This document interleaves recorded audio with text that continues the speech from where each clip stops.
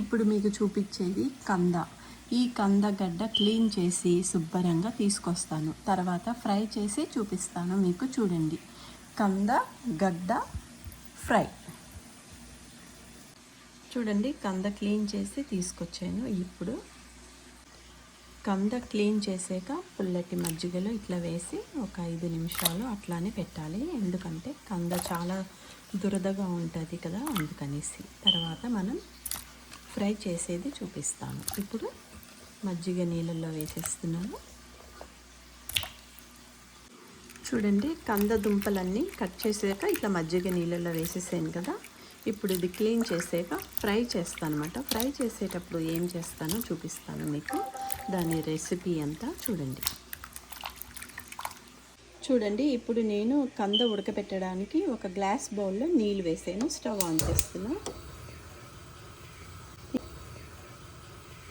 ఇప్పుడు ఈ వాటర్లో కొంచెం పసుపు,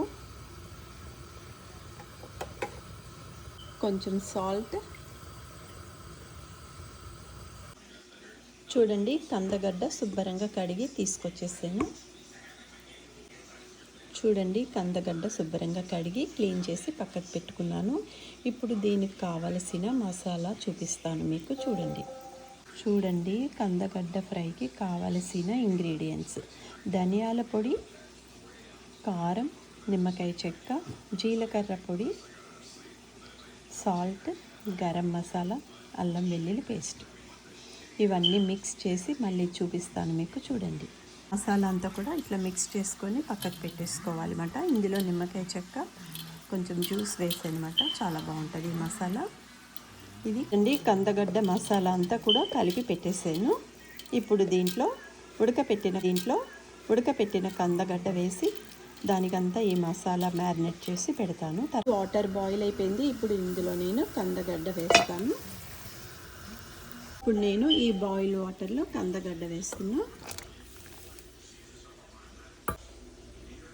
ఈ కందగడ్డ ఒక 5 నిమిషాలు ఉడికితే చాలు. చూడండి, ఒక్కసారి ఇట్లా మిక్స్ చేద్దాము.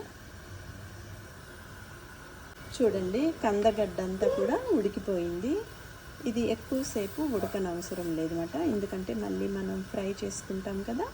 ఇప్పుడు ఈ వాటర్ స్ట్రెయిన్ చేసి చూపిస్తాను మీకు. చూడండి, కందగడ్డ అంతా కూడా నేను వాటర్ స్ట్రెయిన్ చేశాను కదా. ఇప్పుడు ఈ మసాలాలో వేస్తున్నాను.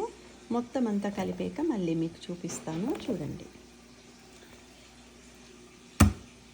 వేడి వేడి కందగడ్డలు అన్నీ ఉడికిపోయినాయి కదా. దీనికి నేను ఇప్పుడు మసాలా పట్టిస్తున్నాను. తర్వాత వేపేటప్పుడు చూపిస్తాను. చూడండి, మసాలా అంతా కూడా కలిపి పెట్టేసుకున్నాను. ఇప్పుడు ఫ్రై చేస్తాను. ఫ్రై చేయడానికి నేను ఒక ప్యాన్ తీసుకున్నాను. ఇప్పుడు దాంట్లో నూనె వేస్తున్నాను. కొంచెం నూనె వేసుకొని వేపుకోవాలి. ఇప్పుడు దీంట్లో కొంచెం కరివేపాకు వేస్తున్నా. ఒకసారి ఇట్లా కలుపుదాం. తర్వాత ఇప్పుడు మసాలా పట్టించిన కందగడ్డలన్నీ ముక్కలన్నీ వేద్దాము. చూడండి, ఇట్లా చిన్న మంటలోనే అవి వేగాలి. చాలా బాగుంటుంది కంద ఫ్రై. చిన్న మంటలో వేగితే చాలు. అప్పుడు మనకి కంద ఫ్రై రెడీ అయిపోతుంది. చూడండి, ఒక 5 నిమిషాలు ఇట్లా మూత పెట్టాలి. అప్పుడు మెల్లగా కంద ఫ్రై రెడీ అవుతుంది. ఇప్పుడు ఒకసారి ఇట్లా ఫ్లిప్ చేస్తే చాలు. ఇప్పుడు మూత తీసి కంద ఫ్రై రెడీ అయిపోయింది. ఇప్పుడు సర్వింగ్ బౌల్లో తీస్తాను. చూడండి.